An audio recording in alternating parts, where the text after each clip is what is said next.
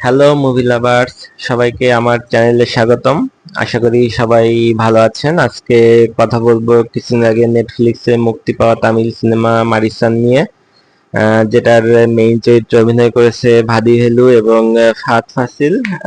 যদি কাহিনী সম্পর্কে বলতে হয় তাহলে ফাহাদ ফাসিল মূলত একজন ছোটখাটো চোরের চরিত্রে অভিনয় করে, যে কোনো এক রাতে চুরি করতে গিয়ে ভাদি ভেলুকে শিকলবন্দি অবস্থায় দেখতে পায় এবং কথা বলে বুঝতে পারে ভাদি ভেলু অ্যালজাইমার বা আস্তে আস্তে ভুলে যাচ্ছে, এরকম কোন একটা রোগে আক্রান্ত। তো ভাদি ভেলু সে ফাহাদ ফাসিলকে টাকার বিনিময়ে তাকে সেই শিকল থেকে মুক্ত করে বাইরে বিভিন্ন জায়গায় ঘুরতে নিয়ে যাওয়ার অফার করে এবং ফাহাদ ফাসিল মূলত টাকার লোভে এবং আরো টাকা লুট করবে এই লোভে আহ, একটা চুরি করা মোটরসাইকেলে ঘুরতে বের হয়। এবং ঘুরতে ঘুরতে আসলে একসময় দর্শক বুঝতে পারে যে ভাদি ভেলু বিভিন্ন রহস্যের সাথে যুক্ত এবং সে আসলে ফাহাদ ফাসিলকে ঘোরাচ্ছে এবং ব্যবহার করতেছে। এই হলো সংক্ষিপ্ত কাহিনী। আর যদি সম্পূর্ণ কাহিনী আপনাদের বুঝতে হয় তাহলে অবশ্যই সিনেমাটা সম্পূর্ণ দেখতে হবে আপনাদের। আর ওভারঅল যদি বলি যে কেমন লেগেছে, তাহলে হ্যাঁ, আমার কাছে ভালো লেগেছে।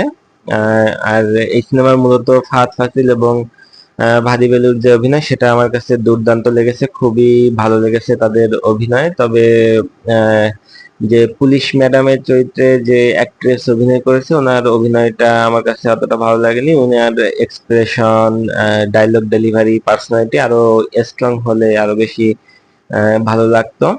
আর আমার কাছে এটা রোড ট্রিপের যে সিনগুলো সেগুলো খুবই ভালো লেগেছে, তবে কমেডি এবং থ্রিলার এগুলো এভারেজ লেগেছে।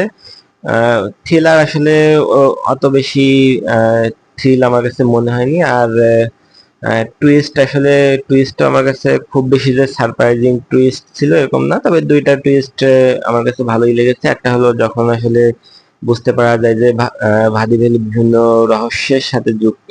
আর আরেকটা হলো ভাদি ভেলু আসলে যাকে খুঁজতেছিল সে ভাদি ভেলুর আশেপাশেই ঘুরতেছে।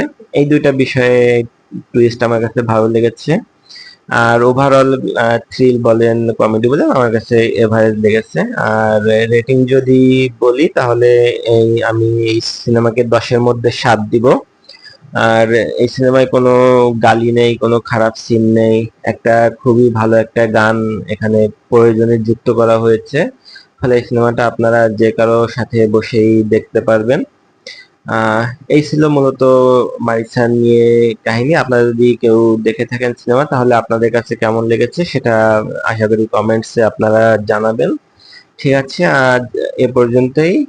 পরে এক সময় অন্য কোনো সিনেমা নিয়ে কথা হবে। সে পর্যন্ত ভালো থাকবেন।